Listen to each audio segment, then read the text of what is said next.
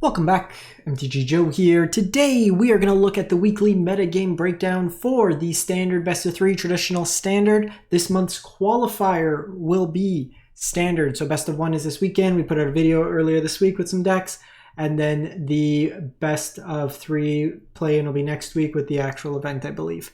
There's a bonus one this month. The play-in also this weekend is Sealed Final Fantasy if you want to try getting in that way there.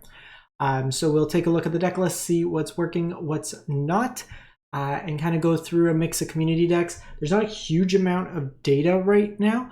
And for best of 3, since the bans usually wait about a week or so, then we can unlock, bring down the filters for game caps, get a little bit more detail, but picked out some decks of people who got recent mythics, some cool lists, and then pulled in some additional decks from MTGO leagues just to kind of supplement it, because we're missing a couple of what I would say is key decks kind of in there. The mono white tokens deck, sometimes it doesn't show up in the data set for whatever reason.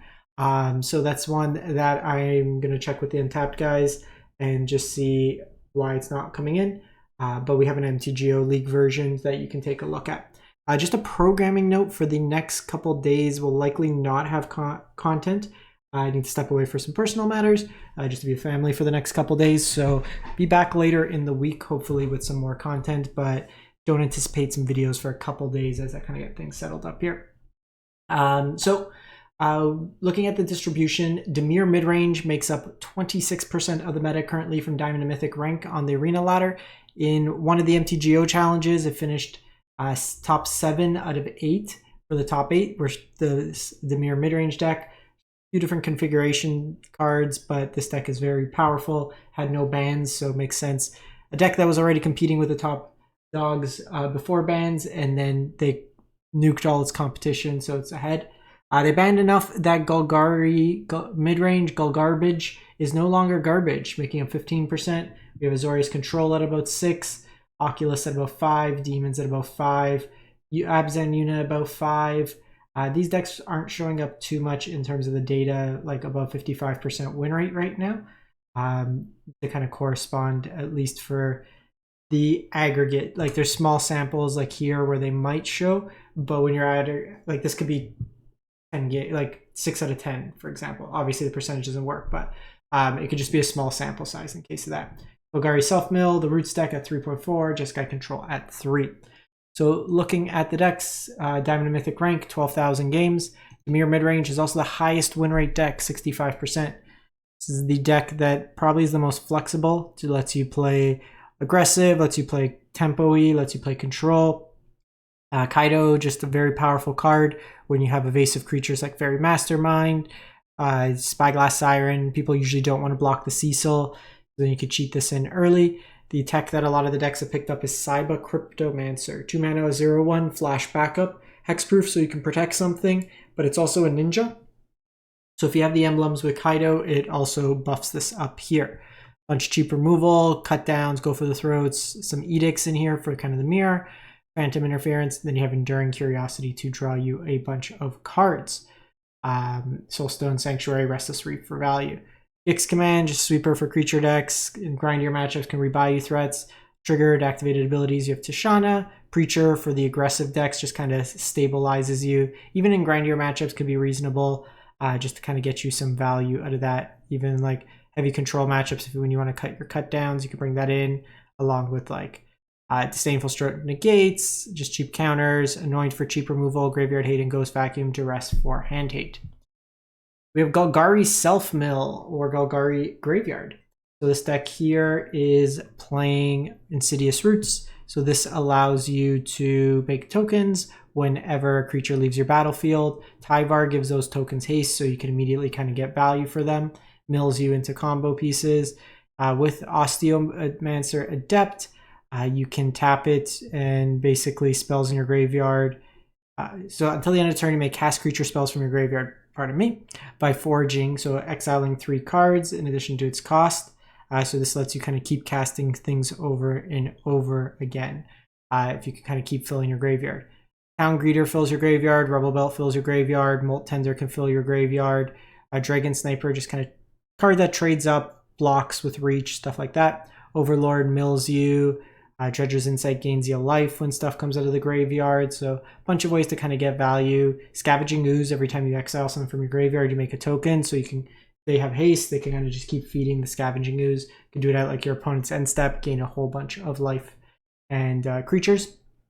Disruptive Storm Brood, flexible card, deals with small creatures early, and then late game 3/3 flying body that destroys an artifact or enchantment. Sideboard, Skyfisher, Spider, just a flexible card, sack something, destroys non-land permanent, and then when it dies, you gain life for each creature card in your graveyard. You have Voldaren Thrillseeker, so this can be working as a combo with Agatha's Soul Cauldron. Basically, each of your Roots token can then tap themselves for mana and then sacrifice themselves with the Voldaren ability under the Soul Cauldron, so it gives you a win condition there. Gastral Raider. So some of these cards are odd cards that I'm trying to figure out. So start your engines when it enters. So it's just kind of a discard effect that is a creature. So you discard that you can kind of hit. Goatly Scavenger, return something from your graveyard to your hand for value. If your opponent's kind of bringing in a lot of graveyard hate, Rest in Peace, stuff like that, while you do have options to kind of blow it up in like Canker Bloom, you can just kind of board out like Overlords is what I would anticipate. Go into Souls of the Lost as well as Dark Confidence. So this might not even be the best against like some of the graveyard hate, I guess just the, like creature decks, but I guess again in the grindier matchups you have Dark Confidant that can get you some value. Some cheap removal, more Dragon Snipers, just kind of trade up. Canker Bloom, Ghost Vacuum. I'll be honest with this one, I've not many reps with this deck. It's not one that interests me too much, so I might be guessing wrong on some of these sideboard ones. I'll admit it where I can, but this one's a little weird for some of the sideboard decisions. We have Golgari Midrange. So this one here, 63%. You have your Unholy Annex, which is kind of the basis of all black-based midrange decks. You're pairing that with Demon Wall for value, as well as Rot Curse Rakshasha. That helps you crew the World Wagon that you see here. This is a little bit chunkier of a version as compared to like the Glissa versions of before. You have Quarcy Revenant in here. Trades early, gains you some life. Good attacker, can come back and then just give a whole bunch of keywords to one of your creatures. Really nice with like a big Sentinel. You have Surik that draws cards when things get trampled. Reasonable body on its own. Llanowar Elf helps you get ahead on curve. Genova in here puts counters on things. And then when a mutant dies, you draw cards equal to its power for value. Shelly's doing Shelly things and then just like cut downs, go for the throats, bunch of cheap removal. The format's slowed down quite a bit, so Outrageous Robbery against like the mid-rangey decks just goes over the top, gets you a whole bunch of value. Plays very nicely, obviously, with the World Wagon because you're naturally ramping ahead in the deck. You'll notice a higher number of basics, in part because of World Wagon. Nissa for like mid-rangey, mono white, anything with lots of artifacts, enchantments, just kind of goes bigger. Scavenger Regent is a sweeper that's staple to creature. Lily for the control matchups. Choking Miasma for mono white, or just any low to the ground kind of creature deck. Pretty reasonable against Dimir for most of their small creatures. Blottout's really nice against Kaido or any big things. Terra Sunder's flexible removal, Graveyard Hate with Scavenging Ooze and Ghost Vacuum. Outrageous Robbery for the mid-rangey matchups. Control matchups, Anoint as cheap removal, Duress for control, kind of mid-rangey decks, stuff like that. Azorius Control, 57%. So this deck here, I like with the control decks to kind of start with how they're winning and then kind of going how they're staying alive. So Bezos wins you the game. Jace very good in like mono white matchup, slower matchup, stuff like that. You just mill them out. Meringue River Regent plays early to kind of filter your draw. Late game just kind of resets two of your opponent's permanents and then is a reasonable body on its own. Opting to go with Ultima. I think Sunfall's maybe better like in a pinch. Just I understand like this was better against like the artifact meta, but there's not a huge amount of artifacts now that Corey's gone.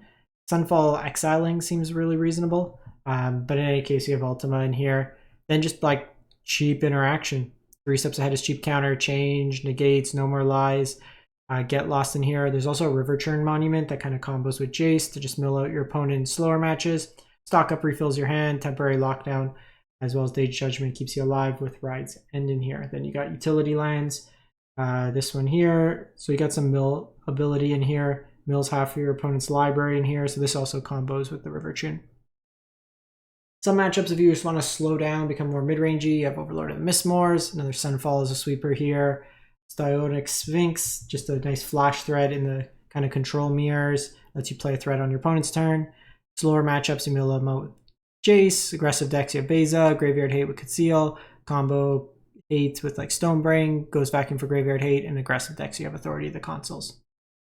Gruul Delirium, probably the deck I will play if I go to Paper RCQ, since I have most of the cards.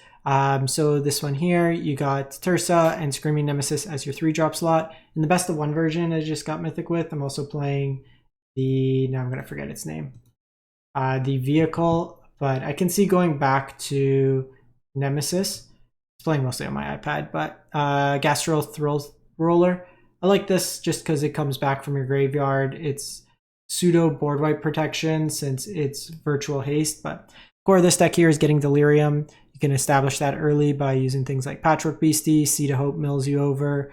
Overprotect Violent Urge is a really nice combo. Double Strike, Trample, Indestructible, Power Boost. You can get extra combats with FOMO. A lot of times I find people just don't read this card for whatever reason, and it just gets a whole bunch of Power Boost and Keen-Eyed Curator. The one thing with this, it's obviously susceptible to things like Rest in Peace. It's very bad into the mono white tokens deck. Having played that multiple times, just that deck beats you up in a lot of different ways. Seed of Hope as well as Patchwork Beastie basically have no text against Rest in Peace. This Beastie can be played against like Ghost Vacuum. Against Rest in Peace, you got to board that out. It does nothing in that matchup. I also don't like Starting Town in this deck. I would rather just play Carpulsan Forest. This card just comes... Basically, this is a better version of this. Always comes into play untapped for Starting Town. Should also be on full Verges. Personally, I don't like Commercial District. You want to curve out not having tap lines. Some lists do play it.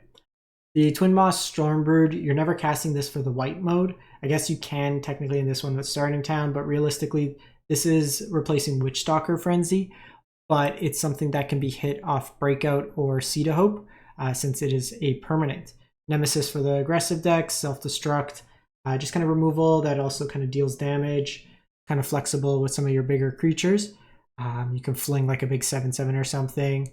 Paw Patch, Heritage Reclamation, pick your poison. Haywire Might is one that I've also run in the sideboard here, always to deal with hate pieces. Flexible, deals with big flyers, enchantments, artifacts. Braid can deal with common hate pieces and be cheap removal. Soul Guide for graveyard hate, and Lithomantic Barrage. I like Case of the Crimson Pulse in the sideboard. I find it does a nice job of grinding you out while not being super reliant on the graveyard. It also loots to kind of fill your graveyard. So that would be a card I like. So going to some community decks. This one is from Zilla. They went 37-7. They are currently 25 Mythic. So they've gone to like almost top 20. They are playing Temur Battlecry combo. So this deck here, Temur Battlecrier, basically during your turn, spells that cost 4 or more. Spells with power. Let me try that again. Sorry, it is late today. It's been a long day. I'm trying to pre-record this for the week. But during your turn, spells you cast cost 1 less for each creature you control power 4 or more. So with things like Outcaster Trailblazer, draws you a whole bunch of cards, keeps kind of filling you up. Roaming Throne could just be free cast. The Cactus Folk Sure Shot, basically other creatures you control power 4 or more gain trample and haste. You have the Dragon Hawks in here for value. Esper Origins can come back from your graveyard, becomes a 4/4. It's a bunch of ramp stuff. You have Nature's Rhythm to find you cards. Herd Heirloom could draw you cards. So it just kind of goes nuts. You kind of spam the board with a whole bunch of power, haste it out. And then this kind of gives a whole bunch of triggers to ping your opponent. You can name Dragon here and then get extra triggers as well, which is kind of cool. So that's a sweet one there. Cheap removal in Witchstalker Frenzy when you're attacking. Terra Sunder Flexible removal. A Braid, Torch, cheap counters. Spell Pierce, cheap disruption. Goes Vacuum for graveyard hate. We then have Naya Yuna. So this one is from No One's profile. They went 28-7, 355 Mythic. And this one here is kind of playing with Yuna. So Yuna cares about enchantments being in your graveyard that you're able to then bring back at your end step. The Overlord of the Boiler Bridges is a nice one because it comes into play. The damage it deals also has lifelink that turn. There's Summon Knights, there's Summon Bahamut. Chandra here lets you draw discard to kind of sort through your deck to kind of set up. It also is a nice play post board if they bring in a lot of graveyard hate. Terra can fill your graveyard, find you enchantments. Joshua draws discards. Fenrir can help you ramp up. And then you have Esper Origins to set up stuff. Dredger's Insight mills you, gains you life. Then a bunch of cheap removal to complement it. Nissa for hate pieces, grind your matchups. Elspeth, another Chandra. You can basically board out of graveyard focus and play just like Naya, mid-range good stuff. Day of Judgment is a sweeper for aggressive decks. Clarion Conquer, anything that's looking a lot of activated abilities, artifacts, stuff of that nature. You have Get Lost for cheap removal, Exercise. Clarion also shuts off Ghost Vacuum, incidentally. Just lots of ways to kind of destroy bigger things, hate pieces, graveyard hate, and then Fire Magic as a sweeper. We have Griffin 20 went 21 and 3 to 483 Mythic with Selesnya Cage, or actually Cageless Cage. Cageless Cage. So this is like green-white artifacts.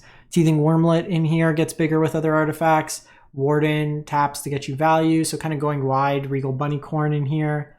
Another way to just take advantage of going wide. With this deck here, you have Herd Heirloom to draw you cards with power 4 or greater. Kelling can get you some card advantage. Just disruptive things. Sharpshooter blows up stuff. Sentinel can provide you card advantage. Then you have Bright Glass Gearhulk in here that can find you a bunch of these 1-drops, including Graveyard Hate on demand, Phoenix Down. It can return something from your graveyard, so you can bring back like Gearhulk when it dies. Haywire Might deals the hate pieces. Dusk Rose can be removal in it as well. If there's still any residual graveyard or discard decks, you got Obstinance Baloth, I guess aggressive decks as well. Sheltered, I guess, against aggressive decks. Flexible Removal and Destroy Evil and Pick Your Poison. Phoenix Down for the grindier matchups. Haywire Might deals with artifacts and enchantments. More Graveyard Hate, more just removal, and then aggressive decks, you have Authority of the Consoles in there. Moving on, we go to Philenium. They went 26 and 12 with Boros Burn. So they're doing pretty good up to 326, then lost 3 once they got into Mythic. But Boros Burn here. Mono red base, no mice, more prowessy, so some slick shots. You have Screaming Nemesis, Swift Spear, Higher Claw, then Bolt Waves, Burst Lightnings, Shocks, just a lot of burn, Helix, and Charm. They have this Invasion of Argantha. It looks like they're bringing this in terms of grindier matchups. Just kind of 2-for-1-ish value. It can flip, and then comes a prowess creature after, deal some damage, ping stuff. Craze for the grindier matchups. Art Flame Duelist is just a creature that can give your instant sorceries lifelink, so against aggressive decks, it's both removal and then lifelink. Destroy Evil for kind of big stuff, and then enchantments, some more cheap removal, and authority for aggressive decks here. Do they just like not have a full sideboard? They don't have a full sideboard here. That's an interesting one. So you can definitely kind of fix some of these numbers. I'll add some cards to the sideboard just to make it a full. Didn't catch that at first, but yeah, definitely want to play the requisite amount of sideboard cards that you're entitled to in the deck. The last 2 decks are Izzet Cauldron, this one from Sticky Wicket, 5-0 in a recent league. So this is your VV Cauldron deck. So with VV, if you put it under Agatha's Soul Cauldron, all your creatures with counters get VV's ability to generate mana. So you can basically have each creature kind of generate more mana and kind of go to town, playing more and more spells. They can also get the Voldaren Thrillseeker's ability, so you can generate mana, then fling them. FOMO, Marauding Mako, just draw, discard, kind of loot into it. Mako gets bigger. Tursa draws discards. You have Meringue River Region, kind of stitches together the deck, another good threat. Then Into the Floodmaw Torch is cheap interaction. Winter Night Stories draws discards. It's another nice card from your graveyard after, because you could generate a whole bunch of mana and power and then kind of play it through. And then Prophecy Memory also puts counters on your stuff. Twin Maw Stormbird, just more removal that can be found. Like it's a creature kind of effect, goes back into your graveyard. Stainful Stroke is cheap counters. Enduring Curiosities, just for the grindier matchups as your creatures draw cards. Fire Magic as a sweeper, cheap counters, cheap removal into Lithomantic, into the Floodmaw, and it's flexible, hits a bunch of things. Braids for artifact hate, as well as just cheap damage. Unable to scream for things like Shieldred or the bigger things that Izzet normally can't deal with.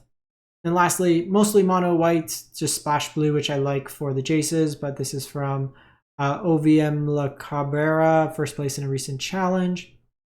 So this deck here is built around Caretaker's Talent, drawing new cards. Voice of Victory helps in the slower matchups with counter spells. Also, constant feed of tokens to trigger like either the Caretaker's Talent or Enduring Innocence card draw. Miss Moore's just grinds out games. Beza stabilizes you. Carrot Cake helps kind of bridge the early game to late game, makes tokens block early, gains you life, sets up through Scries. Then just a bunch of cheap removal, Lay Down Arms, Ultima. You have one Jace in the main, one Elspeth main, temporary lockdown, deals with some stuff. Playing Idyllic Beach because it's a plains for Lay Down Arms along with Meticulous Archive. Sunken Citadel can also make blue mana. You have Fountain Port. Jace itself only needs one blue, so between the treasure tokens, stuff like that. In grindier matchups, you have like Elspeth, more Overlords, Exercise, Flexible Removal, Get Lost, same idea. Jace for the slow matchups, Stone Brain against like if you run into the Odd Omni or something like that. Lockdown for the aggressive decks. Sarah Paragon for the grindier matchups, you rebuy your cheap stuff. Day of Judgment as another sweeper. Rest in Peace for Graveyard Hate. Voice for the controlling matchups, and Ultima as another sweeper. That's it for the week. Let me know what you've been playing, what you've been liking, and we will catch you next time. Thanks for watching.